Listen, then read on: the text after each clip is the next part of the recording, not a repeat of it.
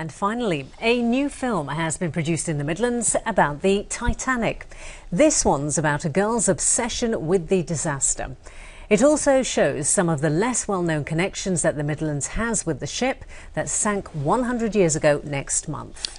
Connections, for instance. Did you know that all the beds on board were made in Birmingham? All the glass and crystal came from the Black Country, and much, much more. And a wealthy Midlands businessman died when the ship sank. Mark Goff reports. I've never seen a clear sky or a calmer sea. The latest Titanic blockbuster. Iceberg, right ahead.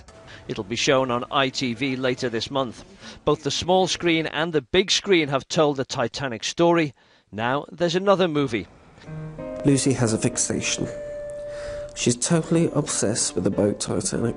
Did you know that the chains and anchors were made in Netherton and Acme whistles were made in Birmingham?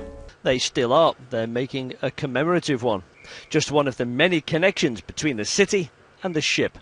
Titanic expert Andrew Lound advised the filmmakers.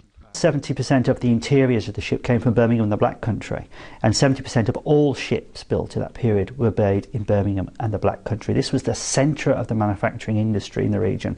Beds were made in Birmingham and the crystal came from Stourbridge. Andrew is curator of the Avery Waitronics Museum in Smethwick. The firm's wealthy boss at the time died in the tragedy.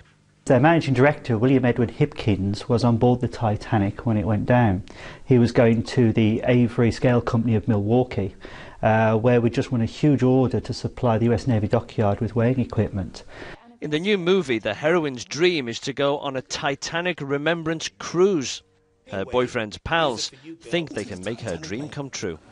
Delroy is bringing the Titanic to Brum.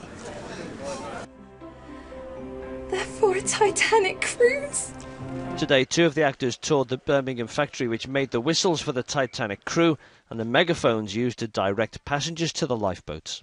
We were able to use replicas of the props, which allowed us to buy into the story more and the reality of Birmingham's connection and Titanic, the movie, and the actual ship and the tragedy of it. 100 years ago, we were the workshop of the world with manufacturing and heritage and history and the connections to Titanic. And with the centenary coming up next month, I wanted to showcase this film from our region that explores the themes of the history and heritage, but also within itself is a film that promotes our filmmaking talent.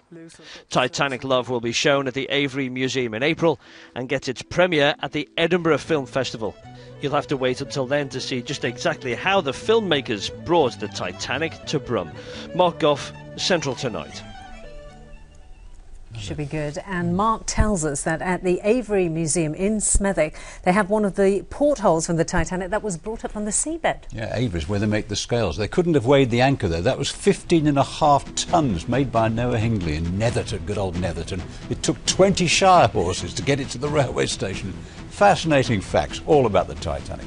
More of that ere long. See you tomorrow at 6. Bye-bye. Bye-bye.